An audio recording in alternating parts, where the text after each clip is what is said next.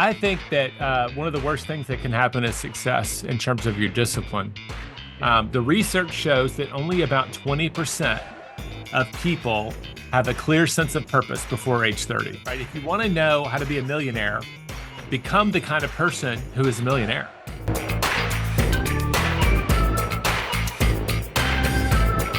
Well, Jay, thank you for coming on. Just so everybody knows, we're chatting before we come on here, so we're kind of having fun. But I really appreciate you taking the time. I read your book, The One Thing, and I wish I'd have got you on a while ago, because I think this is such an important book for real estate agents, commercial and residential. I know at Keller Williams you're focused mostly on residential, but there are commercial agents. Actually, I know a couple here in LA that are doing very well. And I want to do a deep dive today on how this book and your thoughts behind it, how it came to, and how it's helping agents. But first, Jay, let me do a quick introduction for you. Actually, it's not that quick. It's kind of long. You've been busy in your career the way it sounds. So everybody on the podcast is hitting plus 30 seconds now. Yeah, probably right. Well, let me give it. Jay isn't only a best-selling author. He serves as the Vice President of Strategic Content for Keller Williams Realty International. He has also co-founded Keller Inc.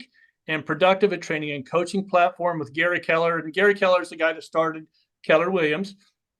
And he's also a principal owner with his wife, Wendy, at Papasan Properties Group in Austin, Texas. Jay, what kind of properties do you guys focus on there? Primarily residential. Okay. We're going to sell 80 to 100 million in residential. We have, for the last 3 years, had a full-time commercial agent on our team. Okay. As Wendy and I started investing in that space, it made sense to bring some of it in-house. Sure. And anyway, we can go down that path if you want to know more about it, but we're investors as well. Okay. All right. Well, let me finish telling them about you so they know who you are. Your most recent work with Gary Keller in the book titled The One Thing, which has sold over 3 million copies and has been translated into 41 different languages worldwide. I can barely get English, and you've got 41 out there. That's impressive. It was number one on the Wall Street Journal's hardcover business list. The book teaches you how to identify the lies that block your success and the thieves that steal time from your day. By focusing on your one thing, you can accomplish more by doing less, which is what we all need, especially in our industry, right? Jay, what made you want to write this book?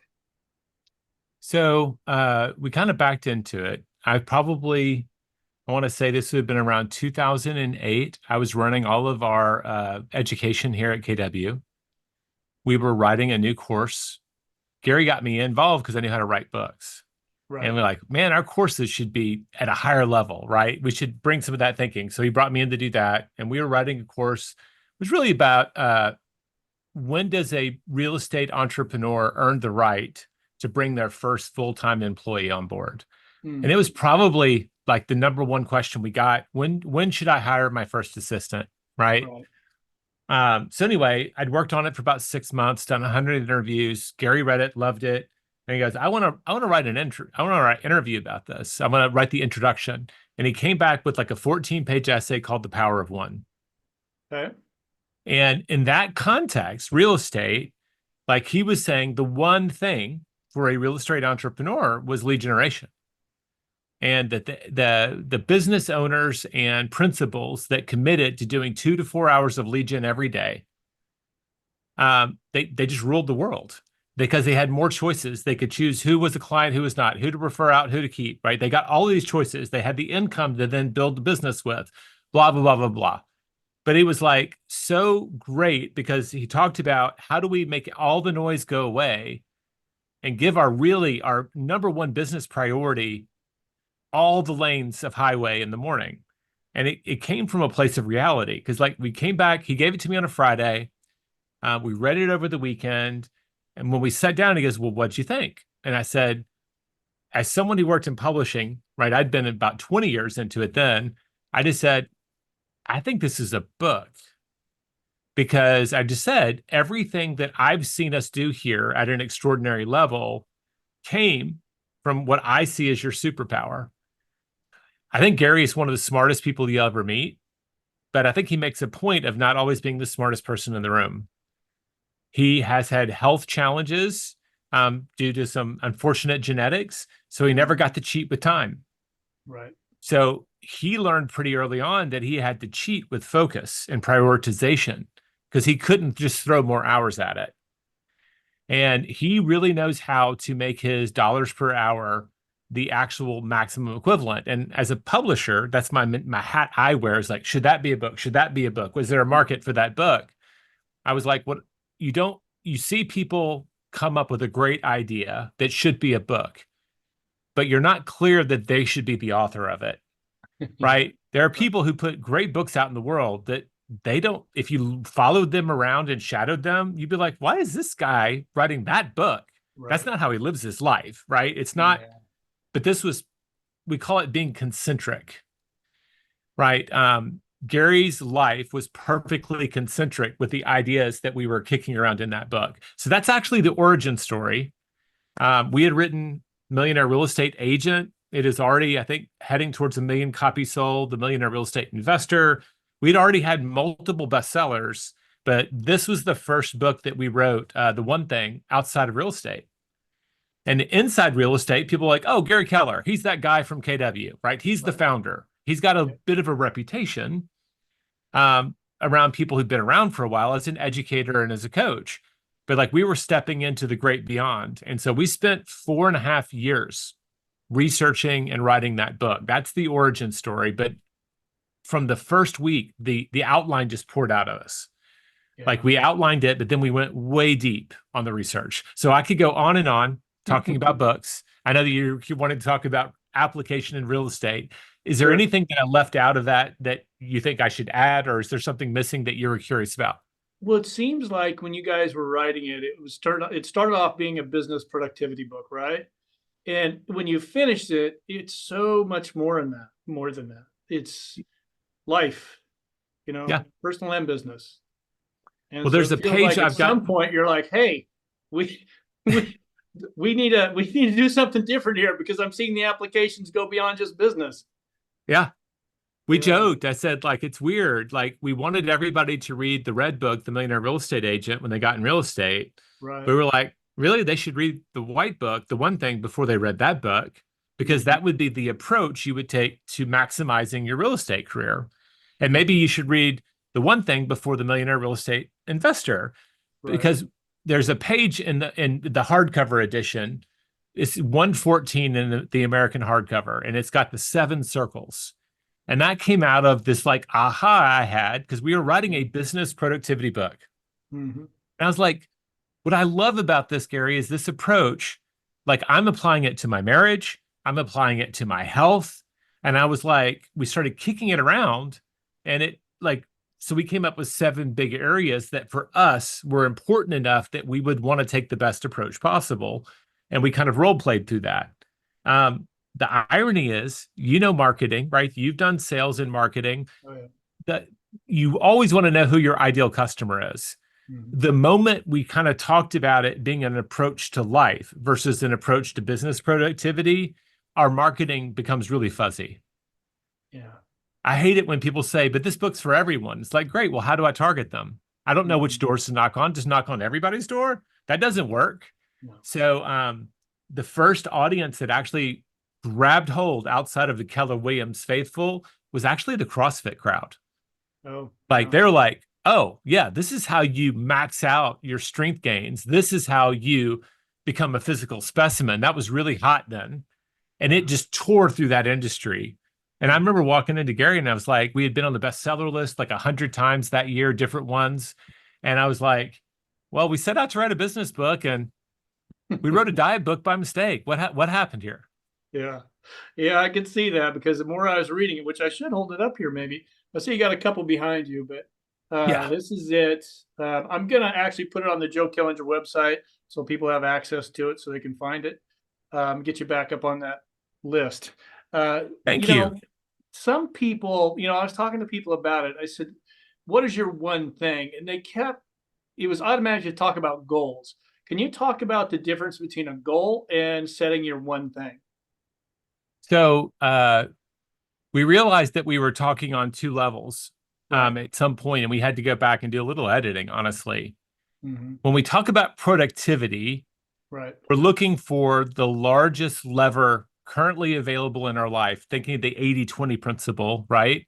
Yep. What's the maximum impact action I can take that will move me closer to my goal, right? And we ask the question and we frame it, what's the one thing I can do such that by doing it, everything else will be easier or necessary?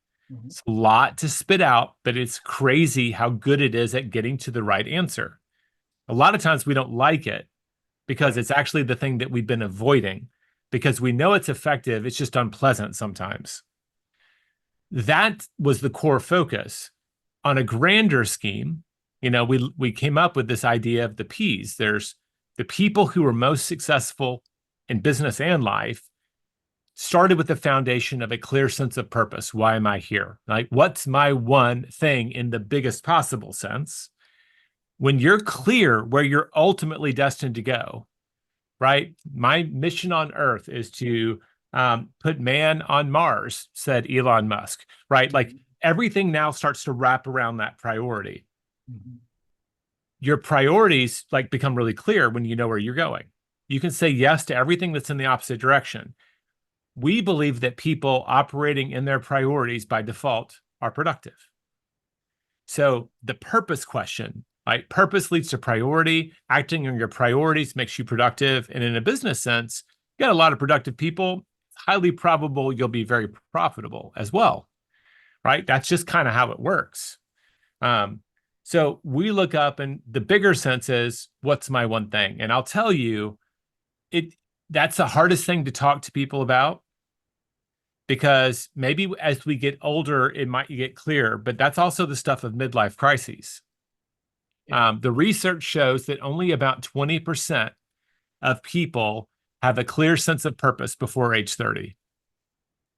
And Really. most of them are highly religious. So when they say that, Mhm. I'm here to serve God or some version of Right. that, there's very few people who say, I was always meant to be an astronaut and I'm going to be an astronaut, or I'm going to be a doctor, or like that clarity doesn't show up as often as people think. So it has to be worked on. And Yeah. so I can go through a framework on that, how we teach people, but just acknowledge it's an amazing tailwind for you, your life, and your business when you get kind of clear about who you want to be when you grow up, figuratively. Mhm. Ultimately, I want this on my gravestone. Right. Um, that gives great clarity to your day to day. It empowers a lot of no's in your life. And you can hit that, right, by setting goals to get you, daily, weekly, monthly, or yearly, those goals to get you to your one thing. Just the opposite order. Everything you said, I'm gonna like give you the fist bump. Okay. The If you start with the ultimate, Yep. someday I'll be, right? Okay. It's all of this is about becoming, Right. right? If you want to know how to be a millionaire, become the kind of person who is a millionaire. What are their habits? What are their relationships? What are their actions? The moment you adopt the qualities of someone that does those things, like it's just a matter of time.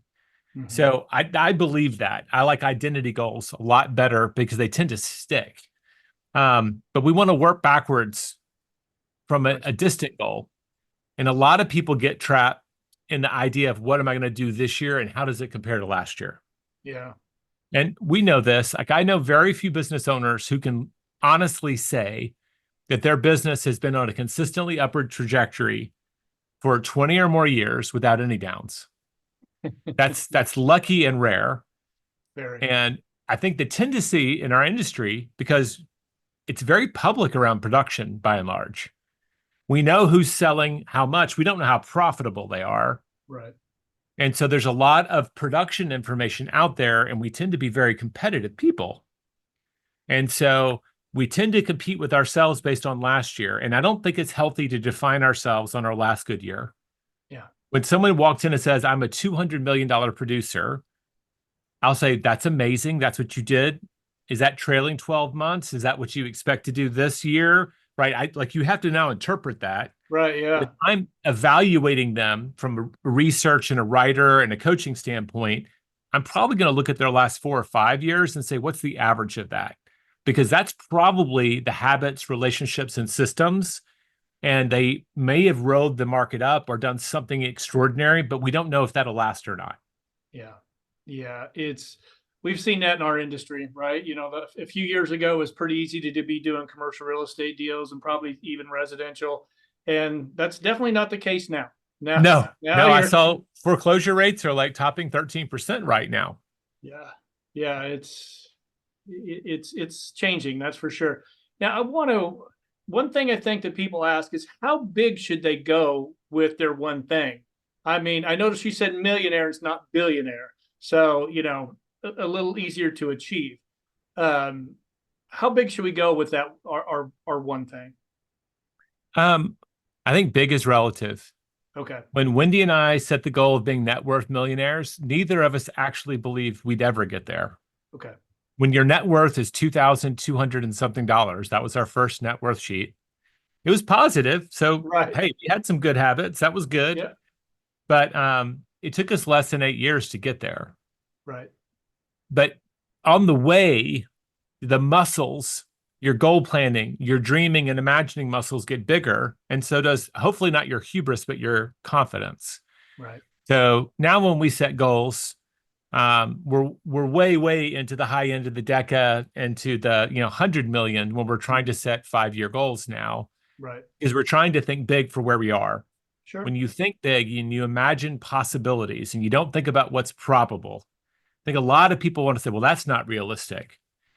The problem with realistic goals, and I put those in quotes, is that you don't ask big questions of yourself. You tend up to get incremental results. I'll give you an example.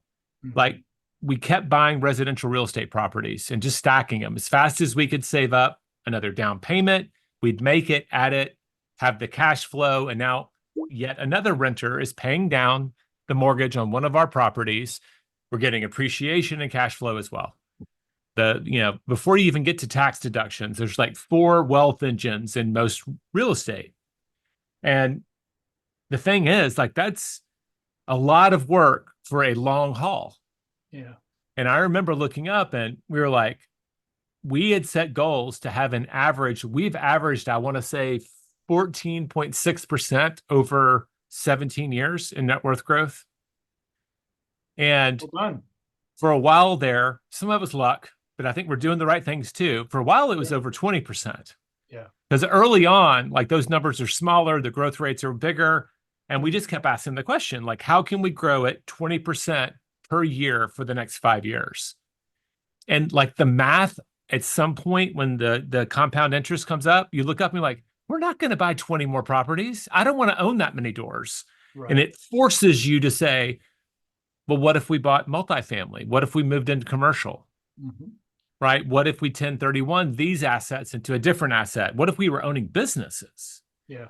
And that's what bigger questions, possibility thinking, like, was it realistic? No, it wasn't. And we didn't achieve it. Like 20% year over year after year, like, good luck with that, anybody. And we've had down years, right? You have recessions that happen. But if you're looking at that average, like, we've kept it really high by asking big questions. And sometimes we have to make a bold pivot to a bigger plan. And I love that because it forces you to grow. Big questions often come with a certain amount of stress, but a lot of growth. As you were talking, Jay, I keep thinking there's 2 words that kept popping in my head: discipline and willpower. Those two, Yeah, you know. that's in the book. If you clearly you've been reading it, Oh, I've right? been reading it. Yeah, actually, I read it a while ago. I know we've been going back and forth for a while, and I started reading it right away.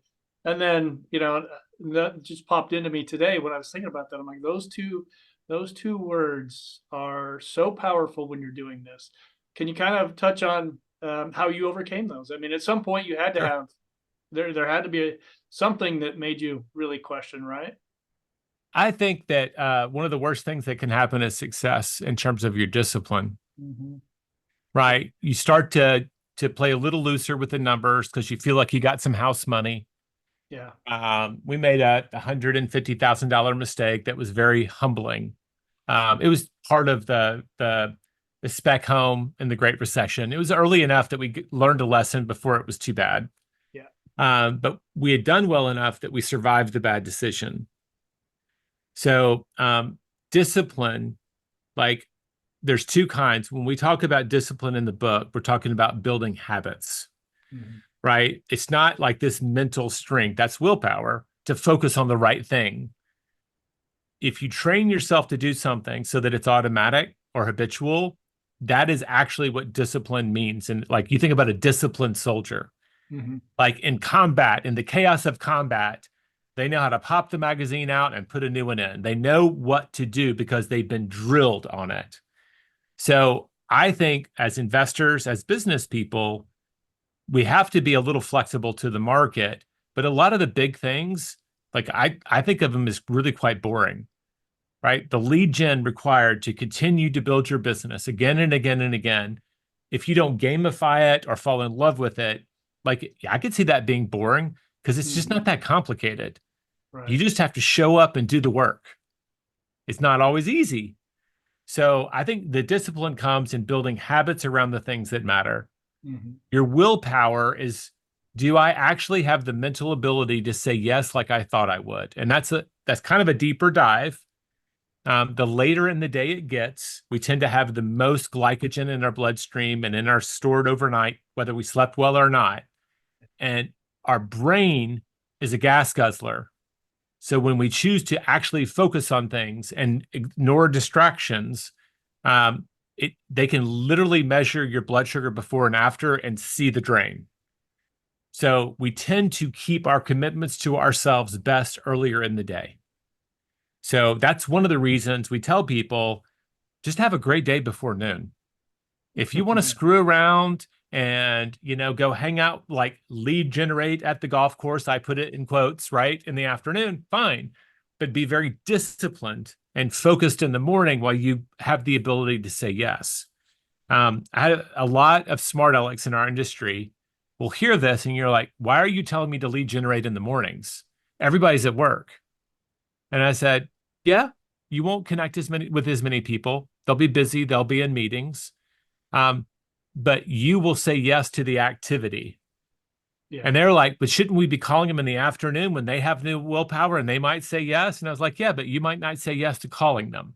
So like the surest bet is to begin your day, whenever your day begins, with your core most important activity. Maybe activities like I like to work out. I do a little reading, which is very critical for my personal growth. Sure. I spend a little time with my wife, right? We exercise together or we walk together, all before 7:30 a.m., right? But then I want to get into my core business activity. I want to be in that doing it before 10 a.m. And I just ended up feeling righteous around lunchtime if I've done my hard work.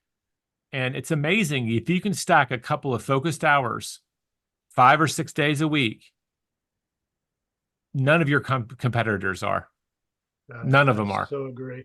Especially with commercial real estate. Now, cold calling in commercial real estate, you're going to connect better in the mornings, because everybody's at work and that's where you're calling. They're But B2B. And yeah, I have to say this because we had a $40 million class action lawsuit that we ended up on the other end, even though, gosh, I could go down, down, down that trail. If you're going to be picking up the phone and calling, be yeah, TCPA compliant. And also, like, I think a lot of people think that business to business calls, like I'm a real estate agent calling a real estate agent, surely that's okay. It's not protected. So a yeah, lot of your people who listen to your show and watch your show are running big businesses and they will increasingly become targets. yeah, yeah. The bigger you get, the more of a target you have. You And know, it's also the nature of this industry, the yeah, litigation, is that they start at the top and then kind of like I'm, I'm saying locust, not as demeaning. I have some good friends that are attorneys, but like they move through until there's no green grass left. right. But they use the biggest people to fund all of the other ones. And it increasingly just becomes a series of settlements. So like Right. we've studied how it moves through. So like a lot of people say, I'm too small. Don't say that. That's not a good business decision. Yeah, I know that now because that's what we used to when it was myself, my business partner, and two agents. And people threatened to sue, like, go ahead, we're self-insured, meaning we didn't have insurance. Nobody sued, but I was like, good God. Well, I We mean, got, if you're running a big business, I mean, Yeah, I we don't can't now. ever want to be there, but like they're also looking, it's like, well, what assets does that person have? Their house is creditor protected, their 401k is creditor protected, their business isn't Yeah, worth that much yet. So like, what's the yeah, point? yeah. That was the way we were. We had nothing. We had a lease, and it was all debt. So, you know, remembering the good old days. I forgot about that till just now. You were We young all and have a hungry. lot. We all have a lot of priorities, Jay, and we want to pick the one thing that gives us the most productivity. How did you choose yours? So I think the easiest calculation is around like business decisions, maybe health. Like you can often use math. Like if I were one of the people listening to this, I might look back at my last 2 or 3 years and I would say, where did my closed business come from? Yeah. What activities led to my closed business income? Mhm. And I would graph it out. Yeah. And our research shows about 90% of the closed production of the top teams across North America and Canada is concentrated on just four pillars of lead generation. And in almost 100% of the cases, more than 50% of that in residential comes from repeat referral. Yeah. The longer you're in business, if you're running a database business, you actually methodically stay in touch with those people. You get their repeat and their referral business. And that's Mhm. kind of amazing. And then you just throw a dart and tell me, hey, I'm great. Like you've got a podcast. I'm sure this generates referrals for you. Yeah. You've now got, the validity of being a voice in the industry and a thought leader, blah, blah, blah, blah, blah, right? Some people are going to have the YouTube channel. Some people are going to do whatever it is. They're going to Yep. go case buildings, knock on doors, do direct mail, you name it. I mean, I know some commercial people that just work really, really high-end charity functions to work with very, very high net worth people Right. and sell them land for development. Yeah. And they've got a specialty and they go about it in a way that they really enjoy. So, like, you pick your lead gen, one of them is going to be repeat referral or whatever your database is if you're in Mhm. business long enough. But it's not a million things. Right. So I look up and I ask, what is the most powerful lever I have? You ask the question. And when we wrote the book, Gary wrote out the history of why we asked that specific question. What's the one thing I can do such that by doing it, everything else is easier or necessary? And I was like, well, people know the answer. And I can tell you, having taught this book in corporations, large and small, in multiple continents now, when people ask the question, I'm going to say greater than 99% of the time, they already know the answer. Yeah. They're just so deadgum busy, they're not asking. They're triaging everything. They're looking at what they can complete the fastest versus what's the most important thing to do. And I suffer. Look, like here's my 80%, the stuff that's not important. I keep a to do list. Right. It is very satisfying to cross out those lines. Yeah. If it gets too long, I start to feel a pull. Like I have it there to write it down so I can stop thinking about it. Oh, I need to reorder this thing, or oop, I need to call this person and whatever that is. Like their task. They're not my core work, Right. but it starts to have a gravitational pull. Yeah. And it's not because that anything there is mission critical. Some of it has to get done, Yep. but like I want the psychic relief of not having to worry about it anymore. So everybody has those days, but I think most people, if they don't have any system for identifying what's most important, and ours is figure it out, make an appointment with yourself on your calendar, makes you already, oh gosh, like 80% more likely to actually go do it just by putting it on your deadgum calendar. It's Mhm. crazy, so simple, Yep. but we call it time blocking. Identify the activity, make an appointment with yourself, and then show up for your appointments. It's not 8 hours a day either. It's Yeah. usually just a couple of really important hours that you're very consistently showing up to make some form of progress around your true priority. Then you can go do all the other stuff. Right.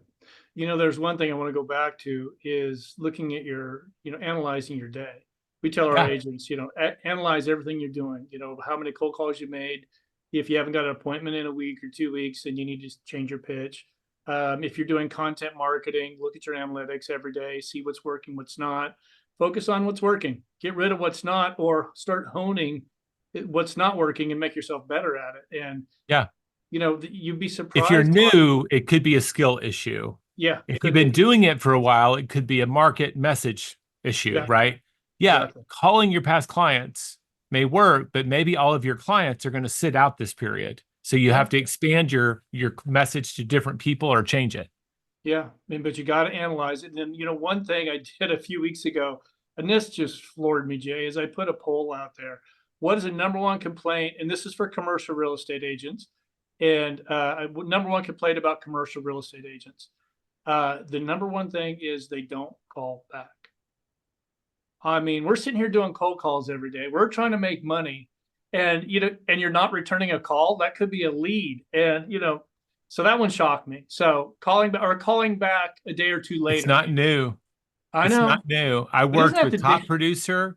We did Yeah, a study internally, and yeah, we hired Baylor students at the yeah, School of Real Estate, and we had them cold call hundreds of realtors at different production levels in multiple states. yeah, And this mirrored the Top Producer, and it sounds like that one. yeah, The percent of people who did not pick up and let it go to voicemail was incredibly high.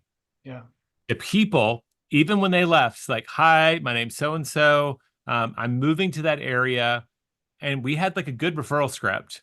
A Keller Williams agent asked me, gave me your name. I'm wondering if I could talk to you about what it would be like to move to Lexington, Kentucky. It was like something that felt like not spammy, right, right? And something like only 25% of those messages were ever returned. yeah. So you want to And be a you're top like, producer? Return a damn call. what? Yeah, What? The top teams did perform better yeah, because they tended to have more people and systems to make sure those things happen. yeah. And Um, there's so many systems out there to help us be efficient right now. yeah. Now, I don't know about you, but today, like my iPhone will screen a lot of phone calls because they're not currently in my phone. Right. And I'm not actively in sales. My wife is. Mm-hmm. So she turned that feature off, which means she deals with a lot more spammy calls than I do. Mm-hmm. But it's just necessary evil. Yeah, If you're in sales, like that's money. yeah, And the ultimate goal is to make your phone ring, not to have to be dialing one. yeah. What are your thoughts? This is a conversation was had on Twitter the other day between commercial brokers, and I was surprised at some of the answers. Okay. When you call somebody, do you leave a message? I said, absolutely, I do. And I leave a detailed message. So when they call back, they can either, if they need to call me back, they can give me the answer. If they don't get me, then, but I was surprised how many people do not leave a voicemail. I know a lot of people, and I wish I could peg a generation. Yeah. No, Um, this but I was, feel like there's a large group of entrepreneurs about 10 years younger than me that when I get to their voicemail, it's actually full. yeah. Yeah, I hear And that. so I can tell you that my son's generation, like it does no good to leave them a message. Right. Like if you're trying to get a babysitter and they're Yeah. in their late teens and mid 20s, Yeah. like hang up the phone and send them a text message. Yeah. So with business to business, I like to leave a message. Yeah. So I would say, yes, leave a message. And I would text them, Yeah. be like, hey, this is Jay. I just left you a message. If you don't want to listen to it, love it if you give me a call. I want to talk about 123 Main Street. Yeah. And they're a lot more likely to respond to that Yeah. than the voicemail. It's about Okay. time. Like I love that my voicemails get transcribed now. I Mhm. sometimes will let it go to voicemail and wait, and then I'll be like, Yeah. oh, it's Mhm. the Husqvarna company. My chainsaw's ready to be picked up. I'll dial that back. What's your thoughts? I want to kind of go. Multitasking is something that I see in our industry that is a little, we're going here, we're doing on something, going on to something else, and we're doing like five different things. And, then you get the, I'm so busy, I just, can we kind of go down that path of how we can kind of eliminate that and help somebody that I just think multitasking is a disease in our industry. I'm guilty of it. And how do we make ourselves a little better at Um, well, there's a mountain of research that says if you are multitasking, You're doing it worse. You're actually doing it slower. Yeah. You're less likely to complete it, Yeah. and you're actually dumber than someone who's stoned. That Yes, I believe. true fact. Yes. So you dumb down your work, you slow down your work, you make it less accurate, all those things. So like we're just monkeying with our minds when we think Yeah. that we're doing better. And so my line on multitasking, you've identified the number one thing. So my Mhm. number one thing for my business is for maybe you start with 30 minutes, maybe it's a couple of hours, but I'm going to go lead generate, whatever it is that thing I do. And I'm going to do that in the morning. When you're doing that thing, don't multitask. Right. Put your phone on do not disturb. Leave all your follow up for later. This is when you're putting your energy out in the world. What's nice about that is then the follow up, you can be kind of doing that ad hoc all day. Mhm. If you have your number one thing for your relationship, like we have a date night, we have dinner with our kids still. They're still in the house. One's going back to college soon, and that's going to suck. But when we're in those moments, which I know are really important, we don't multitask. So, but like the rest of the time, I don't really care that much. Like I'm not going to multitask and drive, Right. right? It's not safe. That's why you have Bluetooth. I'm not going to, be staring at the screen and trying to drive down the highway. So like within safe reasons, I try not to ding people too much on it. We have a very distractible industry. Yeah. I actually have on my notes, if you could read it, one thing class for people with ADHD. And because so many people actually are on the spectrum that actually are less focused than average. I had someone I was interviewing, he held up the book and he goes, man, I just got diagnosed. I've been a highly successful adult all these years. Everybody said, but of course you have it when I found out I was diagnosed.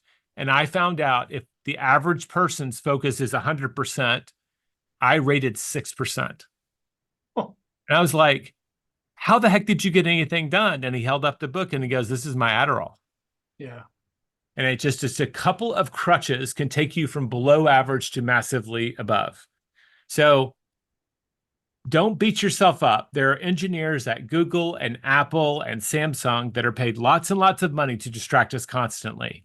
Mhm. Identify the handful of things in your life that really, really matter. It's usually with the people we love the most, time, and activities that count the most in our business, maybe for our health, and try to just be focused during those little moments of truth. What I find is that people start to see how much more they get done. Yeah. It's like, wow, I turned off my phone, I turned off Twitter, I turned off those distractions. And in an hour or two, like I knocked out all of this work. I feel so much less stressed now. Yeah. We usually reserve that kind of focus for the day before vacation, right? We Yeah. cancel the papers. We put our dog in the, take them to the retreat so that they can be, taken care of while we're gone. Like we do all the things and do our job because we're not looking at junk mail. We're not like browsing through ESPN or Instagram because we know like if we aren't focused, we're going to be working on the beach and we don't want to work on the beach. Right. Now, we can't sustain that level of focus every day. I'm just saying, give it a couple of hours in the morning and you will be so far ahead of your competition.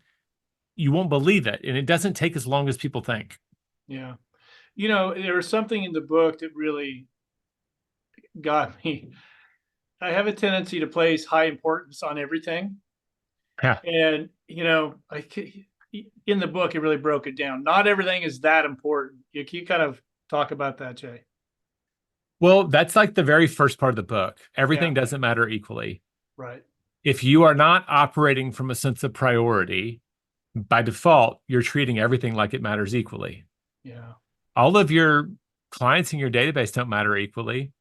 You know those handful of people that are good for multiple referrals, and probably every few years they're buying something else from you. Yeah. Right? We know that they matter more in our database, but we don't always act that way. And I'll go back to what I said earlier. If you are living your life on a to-do list, you're probably treating everything like it matters equally. It's way too easy to be looking at your to-do list and just try to make it shorter versus taking 5 minutes. We call it taking your to-do list and turning it into a success list. Mhm. You just ask the question of all the junk that I have written down here, and you think about a to-do list. It is the stuff that you should do or maybe should do written down in the order that you happen to remember it. That's it. Of Yeah. all of those things, what are the handful that you should? And like I just make people, I do this exercise all the time. They'll have like a full page of list of tasks. I have them copy it down. So I think it's limited to about 25 or 30 slots on the page. And I say, great. Now, of all the things that you just listed that are on your to-do list between now and the end of the week, and that's just an average week, I want you to put a star by the ones that actually really matter long term. Yes, there's stuff like you have to answer the CEO about this invoice, whatever. But what's the stuff that truly matters? Yeah. Rarely are there more than 5 things on that list. Rarely more than 5 things on that list that are actually really important in the grand scheme. Yeah. So, step 1, identify the stuff that matters. Step 2, if you could only do one of those 5 things, what would it be? People hate that question. They're like, but I have to do it all. It's like, no, we're living in this alternate reality where you only get to do one and then you're gone. Which one do you choose? They'll pick it. Say, great. Fairy godmother gave you 2. Because you did the first one and you nailed it, you still have a little bit of time and resources to do 2. What's your number 2? And you take those 5 or 6 things and you rank them from 1 to 6. Great. Tomorrow morning, you start your day with number 1. If you finish number 1 or you run out of steam because you just can't do any more for whatever reason, now you focus on number 2. And you do that for a few hours in the morning. And the people who play that game are incredibly successful. If you go back and read the 4-Hour Work Week, his whole habit was identifying his top 3 priorities every day and giving them first focus and energy. There's a lot of other stuff there, but I was like, boom, that's it. Yeah. I've interviewed 4, maybe 5 billionaires now. You pry under the hood. That's the process they're using in their life. Is there any tools that you use that could be helpful for our followers? Sure. If you go to our website, theonething.com with the number 1, we have something called a 411. Okay. And we have a little bit, I think there's the training video you can watch in there. Okay. But basically, when you identify your true 20%, what are my annual goals for the year? Like I'm going to sell this much in property. I'm going to run 2 marathons. I'm going to do this vacation with my spouse. Like you've got this list of priorities. It's usually not that long. Okay. That goes at the top. 1 year. Every month you go, based on what I want to accomplish this year, what must I accomplish this month? And so you have a subset of those goals in your month. And then every Sunday, I'm sitting down and asking, based on my monthly goals, what do I have to accomplish this week? And that's usually the 4 weeks across the bottom. That's just the format of it. And you're old enough, if you dialed 411, what was that? Information, right? So this was your 1-page display that lets you know what your core priorities are. Okay. And I carry it with me. It's in my backpack, which is out of reach. I Right. print mine out and I put it in my notebook. When I go into meetings with clients and other people, I don't like to have a laptop between us. I like to handwrite my notes. Okay. But every time I open it up, my placeholder is my goals. So 7 or 8 times a day, I am literally confronted with the things that I said I was committed to. Okay. And each week, my whole rhythm is to look at my 411. Yep. Based on my annual goals, what am I doing this month? Based on my monthly goals, what am I doing this week? That also gets you to the day, by the way. Based on my weekly goals, what do I have to get done today to be on pace for that to happen? I just look at my calendar and say, does my calendar match my goals? Okay. That's nothing to do. I just showed you. I've got a paper to-do list. Yeah. This is all 80% stuff. Yeah. I do not allow the 80%, the little rocks, to ever live in the same place on a piece of paper or on a spreadsheet as my big ones. All right. Is there a technology that you use? I mean, obviously you're big on paper.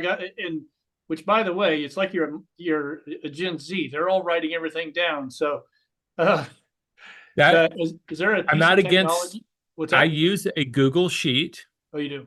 right, for my 411, I just print it out. I'm kind of nerdy about technology. So I have, I think at this point, 14 years of data around some habits that I've been consistent, reading books, giving presentations. There are things that I knew that I felt like would be critical for my career. So I started tracking it with my coach. So I've got my heads up display has also got a tremendous amount of data to learn from. Yeah. I can go and see where all of my habits broke, and I can tell you why it happened. Oh, I went from 7 direct reports to 44 employees in 1 month. That messed me up for months, right? But I can track it. So don't be fooled. Like I'm not. I'm trying to think a Lilliputian or whatever it was. That's not them, but the ones that are afraid of technology. I'm just Yeah. blanking on it.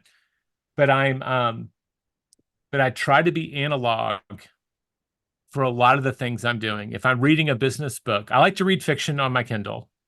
I don't like to kill trees, but you look behind me and I've got shelves of books. Right. When I'm reading to grow my mind, I like to have it there. I want to physically write. And it also means I'm spending less time looking at my phone and stuff. Right. It's just a different level of awareness and focus. So I lean that way just because I think I'm more effective that way. But I really do like a lot of technology. I just can't find any calendar that lets me look at a large block of time. So I've got a month at a glance when I'm doing my big planning. Sure. It doesn't have all of my appointments, but it's got the big stuff. This is when we're going on vacation. These are my writing days with Gary, right? These are my speeches for corporations. I've got those things in there. And then it's a little bit of extra work. Those go on to my Outlook calendar so that they can move around. Yeah. But for planning purposes, I like the paper because I've got big goals. I want to have a big view of time. I don't want to just see half of my day on my telephone. Yeah. Very important. It's just the organization. We tell our agents, you're going to get busy. So when you get started in real estate, put the structure in place now. So when you get busy, you don't have to go back and do it. And there's a few of them right now are so thankful because they're so busy. They're so thankful they put all these processes and systems in place. And then there's some that didn't. And you could just see they're all over the place. It's constantly, I'm busy. And I'm like, okay, well, you knew this was coming, but you want to prepare ahead of time. There's a cadence to big success. Yeah. I will say this. I think we're all wise to adopt the biggest models for the stuff in our life that matters. Yeah. So if your work matters, go ahead and start behaving like someone who's really successful. Yep. Right? Take a look at your P&L and your balance sheet every single month, maybe every week, even before you kind of need to, but build the habits, live the cadence of a very successful person. And a lot of times the results follow. Yeah. So it is hard when you've built a cadence and habits around a smaller life. Yeah. Because now behavior change is required. I had an EA, brilliant woman named Sarah. She was kind of inspired. Like Gary and I talk about working out. Like I'm not a beach body, Right. but like I am very intent in being active and healthy late in life. And so like we had invested in a trainer and we worked out 4 or 5 times a week. And she goes, I'm starting my routine. Because she was just young and had all of the genetic gifts, right? Like she hadn't hit the 30-year wall yet. I said, you're so smart to build that habit. When are you going to work out? She goes, I like to work out at 9 o'clock at night. Oof. And I was like, cool. Didn't you tell me that in 5 years you hope to be married and starting a family? She goes, yes. And don't you come from a big family? She's like, yes. So like, you're probably going to have like 2, 4 kids. She goes, somewhere in there. Do you think you'll be working out at 9 o'clock at night when you have 3 kids? Yeah. And she kind of paused. And I just said, you might be better to think about building a habit that you could keep for a lifetime. Mm-hmm. And she acknowledged that was probably the smart thing to do and kept working out at night. Yeah. You can't win them all. You can't win them all. Send them to school. Now I sound like my father, right, Jay? Yeah. Let's talk a little about leveraging relationships. I was watching the video that you did, and that was very interesting to me. You were talking about how to leverage relationships, and it was I thought it was very interesting and could be very good in our industry. Well, you'll have to tell me exactly. I've talked a lot about relationships in different contexts. Is this about like in my growing your networking business. techniques? Is it about staying in touch with people? Like what specific? This was in growing your business and networking. So like I'm an introvert. So my networking plan was very simply that I would meet one stranger that an outside observer would say that person's very talented every single week. Okay. And the ritual for me was to meet them for coffee on a Wednesday morning. And that's moved around a little bit with my schedule. Sometimes it's a Friday, sometimes it's on Zoom, but I try to do that. And the goal is to add 50 really talented people to my personal database every single year. Now, my wife immediately made fun of me. She goes, "Oh, your goal is to meet one person a week." And I was like, not just anybody, like someone who's really good at what they do. Like, well, it's a plumber. Who's the best plumber you know in town? Who's got the best business? Like, you'd be amazed how many people say yes when you call them up and said, so and so said that you're a really good web designer. I don't need a web designer. I don't, I'm not looking to sell you anything, but I'd love to just meet you and get to know you. It's crazy how many people started saying yes to that. And I would just try to give them value and then stay in touch with them. Yeah. But I've been doing that for 13 years now. And the first year I did 50, the next year I did 79, the next year, because people said that was fun, you should go meet my friend Phil. Yeah. It was like 120 before I had to pull back because I just don't have that much time to meet with people I'm not currently in business with. Right. But I've got a really good database, especially locally. But I have people that I set up when they're going to be flying through Austin or I'm in their town. We do that. And the last thing I try to say is, hey, I do a monthly newsletter. It's not business, it's not sales. I just share what books I'm reading, share what shows my family's watching, and kind of what we're up to. But the last question is reply back and tell me what you're up to. And every month, the day after it goes out, I'll find myself with about 50 or 60 people who've replied back. And it creates a little bit of energy in those relationships. And sometimes those become, let's get together. And sometimes those, let's work together. I've hired a huge number of people from those relationships, either directly or the ones above. And so that's a slow path. But if you stick to it, you can look up and have a database that's full of some pretty amazing people. Yeah, I mean, that database is very powerful. I mean, and I think a lot of people, they just think, oh, I'm building a database, but, or to be building a database. But, when there's an agent that I know, and she's built this incredible database, and she was talking to somebody and they said, what you've done here is absolutely amazing. All the information for office in my market is there. He goes, I'll give you $2 million for it. So they offered to buy her database, or yeah, because of all. Now she would stay involved. She would get $2 million, and but she would have to be involved. And people don't. This is in commercial. This is for commercial. All the information's in there that she's built. Office on the Boulevard, Las Vegas, and she can tell you who's in what building, how long their lease is. It's been pretty amazing. But And I say that when like there's a story and it happened to me multiple times. yep, I go to my dentist office yeah, and it's not my dentist anymore. yep, And I'm like, well, hello, what happened to Bethany? mm-hmm, She sold the business. What yeah, did she sell? She yeah, sold her database, yeah. Sold the database. right? And happened with Gary's allergist. Like that is like people, especially in our industry, a lot of our businesses are powered pretty uniquely by the personality driving the business. Yeah, And the problem with that is there's no asset value right. because without you, what's that business worth? Yeah, A database business not only makes your business more sustainable and predictable as you're building it, yep, it also makes it more valuable when it comes time to exit it. yeah, Because if you can say this percent of our income came from our database, there's lots of programs. I don't love the golden handoff that much. I think it's very favored to the guy who's trying to promote buying their business. But there's programs out there. We've onboarded the very first Keller Williams agent and his team, been selling real estate for 40 years in Austin, ready to retire. And we combined our databases. His brand is still alive. We're doing his farm for him. mm-hmm, And it'll probably add another, I don't know. Uh, I want to say it was like, I don't want to, it's probably around 400,000 in GCI this year. Okay.